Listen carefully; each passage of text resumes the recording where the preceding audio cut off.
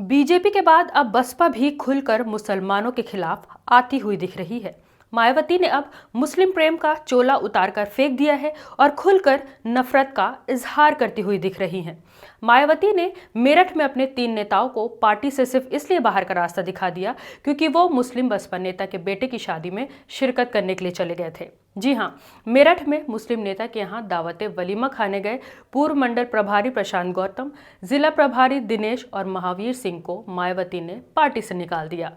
बसपा के राष्ट्रीय महासचिव मेवालाल गौतम और प्रशांत गौतम के बीच का एक ऑडियो सोशल मीडिया पर वायरल हो रहा है। इस ऑडियो में प्रशांत गौतम को मुनकाद अली के बेटे की शादी में जाने के लिए मना किया जा रहा है, जबकि मुनकाद खुद बसपा के नेता हैं। पूरा मामला क्या है ये आपको समझाते हैं। दरअसल बसपा नेता मुनकाद अली के बेटे की शादी थी और शादी के कार्ड पर सपा नेता कादिर राणा का भी नाम लिखा गया था। बीएसपी के महासचिव मेवालाल ने प्रशांत गौतम को फोन किया और कहा कि मुनकाद के बेटे की शादी में न जाएं क्योंकि कार्ड पर सपा नेता कादिर राणा का नाम लिखा है। तो बहुत से सपाई वहां आएंगे और उनके साथ फोटो भी खींचेगी। चुनाव का माहौल है तो शादी के चक्कर में मत पड़ना और बहाना बना देना। आपको बता दें कि मुनकाद अली के बेटे की शादी के कार्ड पर सपा के कादिर राणा का नाम इसलिए लिखा है क्योंकि कादिर राणा और मुनकाद अली पहले से ही समधी हैं। मुनकाद अली की एक बेटी की शादी कादिर राणा के बेटे से हुई है। इधर निकाले गए नेता प्रशांत गौतम का कहना है कि मुनकाद अली के साथ उनके 25 साल पुराने रिश्ते हैं। बेटे की शादी का न्योता मिला इसलिए वो चले गए। पार्टी उन्हें शादी में जाने से मना कर रही थी और इसीलिए उन्हें पार्टी से निकाल दिया गया।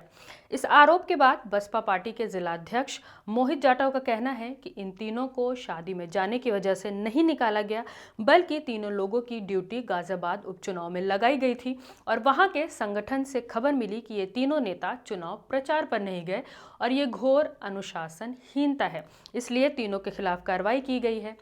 सिर्फ यहीं पर नहीं, मायावती का मुसलमानों के साथ बदलता हुआ रवैया तभी नज़र में आ गया था जब उन्होंने दानिश अली को पार्टी लीडर के पद से सिर्फ इसलिए हटा दिया था क्योंकि वो संसद में मुसलमानों के हक में आवाज़ उठाते थे और इसके बाद बगैर कोई रीज़न दिए दानिश अली को पार्टी से भी निकाल दिया था और लोकसभा चुनाव में दानिश अली के खिलाफ मुस्लिम कैंडिडेट उतार दिया, जिससे दानिश अली जीते जीते हार गए।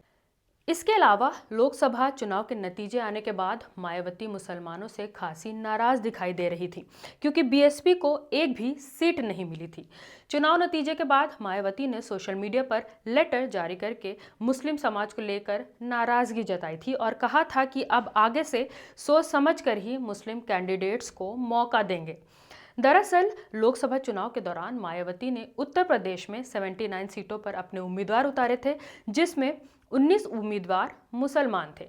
बीएसपी के 79 कैंडिडेट्स में एक भी कैंडिडेट जीत हासिल नहीं कर सका था, लेकिन हार का ठीकरा इन्होंने 19 मुस्लिम कैंडिडेट्स और मुस्लिम वोटर्स के सर पर फोड़ दिया था और मुसलमानों को लेकर काफ़ी नाराज़गी जताई थी।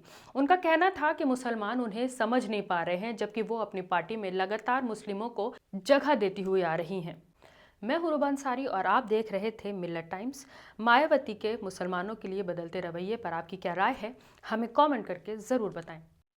हेलो सर, नमस्कार सर। जय भीम। हाँ भाई। जी सर। भाई सर बस ऐसी रहा।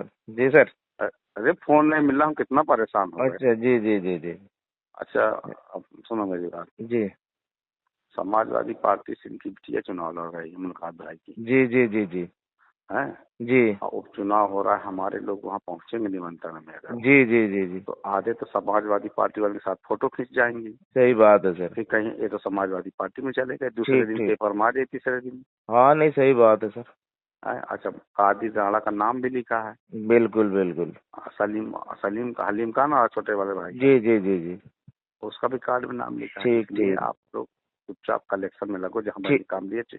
आपकी तो ड्यूटी चुनाव में भी है। हाँ ठीक ठीक। तो आप लोग अपने काम में लगो, जो मैंने काम बताया है। ठीक है सर। अभी अधिक चक्कर में ना पड़ना। माना ठीक है सर। ठीक, कोई बहाना कर लेना जी। अरे नहीं, वो आप चिंता ना करो सर। ठीक है। ठीक सर। ठीक सर। जी बहन जी। जी जी ठीक। हाँ बहन जी। हाँ। मिल्लत टाइम्स को जारी रखने और मजबूत बनाने के लिए हमारी आर्थिक सहायता कीजिए। ये एक आजाद मीडिया हाउस और कमजोरों की आवाज है। आप हमें देखें, सुने, पढ़ें और हर महीने ज्यादा नहीं, सिर्फ 100 रुपए से मदद करें। डिटेल्स डिस्क्रिप्शन में मौजूद हैं।